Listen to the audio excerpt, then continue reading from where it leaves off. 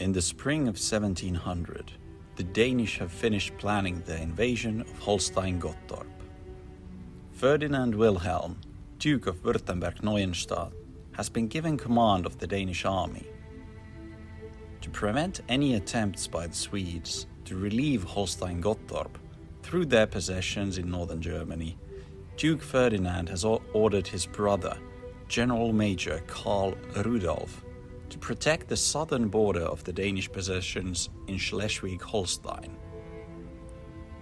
Karl's border corps is divided into parts, watching over Bergedorf, Reinbek, Trittau and Steinhorst. On the 6th of April, the invasion of Holstein Gottorp begins, as the two siege columns leave Rendsburg for Tönning. By the 21st of April, both Husum and Friedrichstad have been taken, and Tönning is now under bombardment. Despite the best efforts of Danish diplomats to convince them otherwise, on the 12th of May, the Dukes of Celle-Lüneburg and Hanover-Brunswick agreed to aid Sweden in the relief of Tönning. Troops from the two duchies and from the Swedish-German territories in both Wismar and Bremen begin their march towards Jutland. On the 30th of May, the Swedish troops from Wismar under Governor-General Nils Gyllenstierna meet with the troops of Celle-Lüneburg, currently commanded by Lieutenant General Boerewyd. While Boerewyd is not eager to give battle to the Danes, Gyllenstierna demands that they should strive for a quick victory, and the two plan an attack for the following morning. The armies are currently camped in Wentorf, with the Danes occupying Reinbek. Additional Swedish forces from Bremen will be arriving from Neuengamme, and as they cross over through Bergedorf, the Danes will become encircled. During the day, a skirmish takes place over the river Bille, but the combined casualties number only in the single digits. However, poor roads cause delays for the Swedish troops from Bremen, and they arrive in the afternoon of the 31st, receiving a berating from the Governor-General. The Danes, on the other hand, pull away during the night, converging the border corps as it pulls back towards Glückstadt.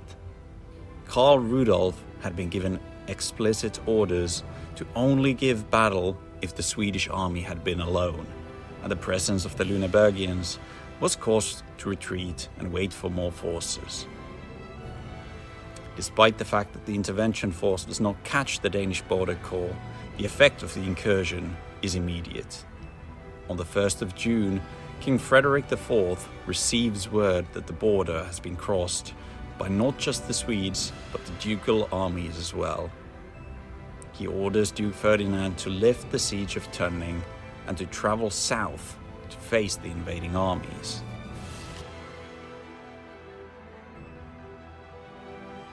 Today's What If wargame is based on a simple question. What if, instead of retreating, Carl Rudolf had converged his forces to defend the crossing during the night? While the intervention army has a numerical advantage, the Hanoverian army is not yet present, and a part of the Swedish forces have yet to arrive as well. This battle will be fought using the Twilight of the Sun King rule set. The battlefield spans the area between the towns of Reinbek and Bergedorf. Each has a Renaissance-era chateau overlooking the bridges leading over the Bille River. The main objectives for the attacker are to take the eponymous castle Reinbek, set on the northern side of the Bille River, as well as the town of Bergedorf, where Bergedorf Castle looms over the road towards Hamburg.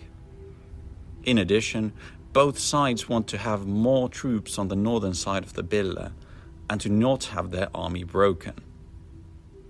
The forces of Sweden and Celle-Lüneburg are camped near the village of Wentorf and are preparing for tomorrow's battle. In overall command is the Swedish commander Gyllenstierna, commanding the Swedish army of Pomerania. 4 Swedish infantry regiments, the Pomeranian cavalry regiment, and a battery of 3-pounders are under his command. The army of Celle-Lüneburg is commanded by Lieutenant General de Bois-David, who is unenthusiastic about committing to a battle without the Dukes and the Hanoverian army. Under his command are 6 battalions of infantry and a mixture of dragoon and horse regiments, as well as some 6-pounder guns. While they had been expected to arrive already, the Swedish troops from Bremen are yet to arrive to the field from Neuengamme. These include 2 Swedish infantry regiments and the Bremen Cavalry Regiment, commanded by General Major Stromberg. Their arrival will be randomized by a die roll during the battle.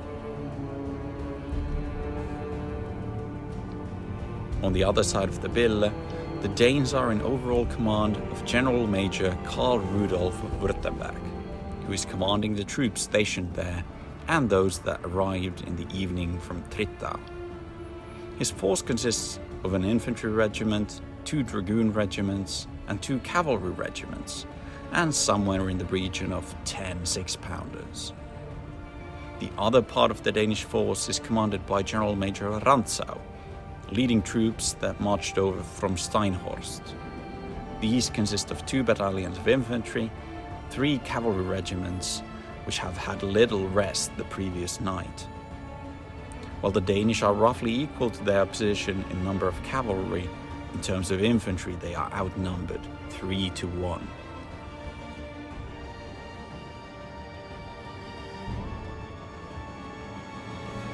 Come morning, both sides are deployed for battle.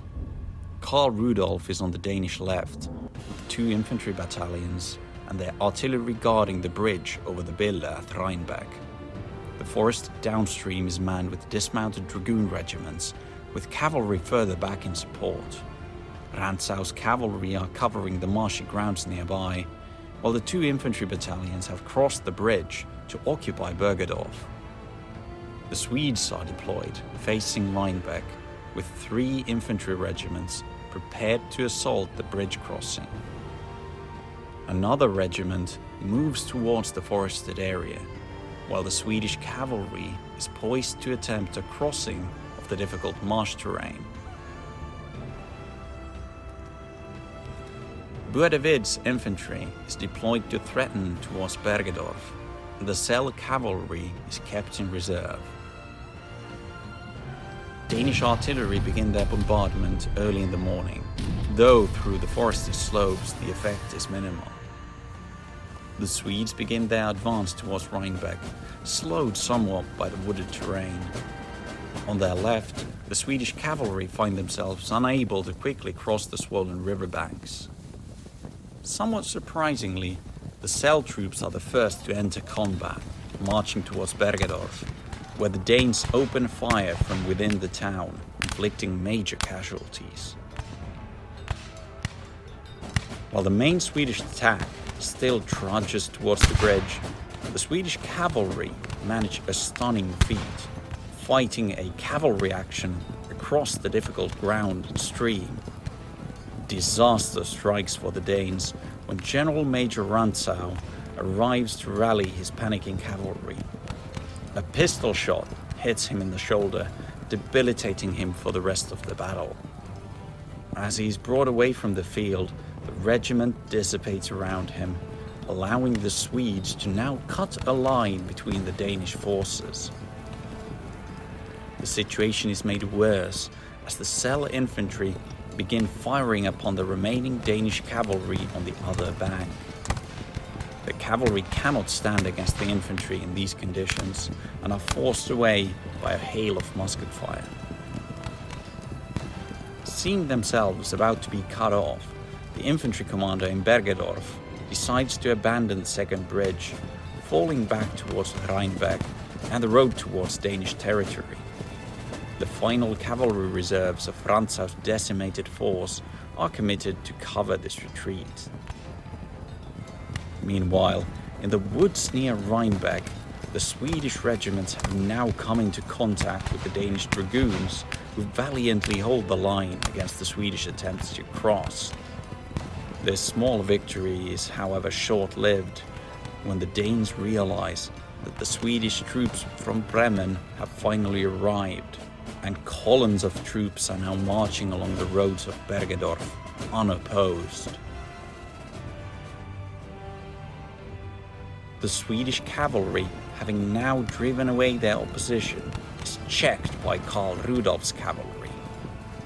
But this leaves the dragoons without support, and the end result is a total Swedish breakthrough in the middle. The only solace for the Danes comes from the fact that the Swedish cavalry, having finally reached solid ground, begin an uncontrolled pursuit of the fleeing Danes instead of capitalizing on their success. The Danes also push back a Swedish regiment trying to cross in the woods and attempt a bold maneuver trying to hit the main Swedish attack on the side. The crossing of the river at Reinbek has been a bloodbath, with the Danish cannon showering canister on any attempts to assault the crossing, and the Swedish morale seems to be finally waning.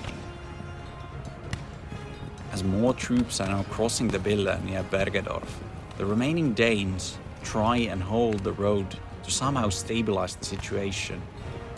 A desperate series of combats take place across the battlefield, as tired troops batter one another, each praying that this attack will surely break their opposition, while the fallen keep on mounting.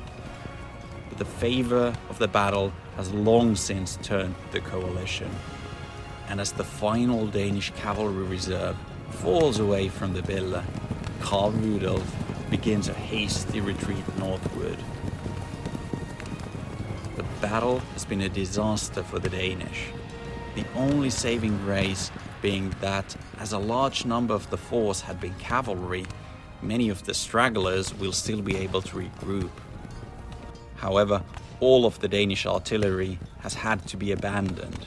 The heavy firefights took their toll on the Danish army. Buadevid cannot claim to be happy either.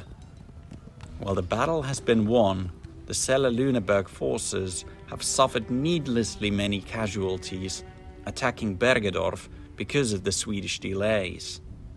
The Dukes of Celle-Lüneburg and Hanover-Brunswick will be even less likely to commit to further battles following these losses.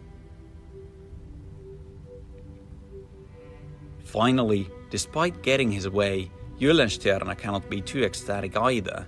The army from Wismar suffered horrendous casualties trying to take the Reinbek crossing.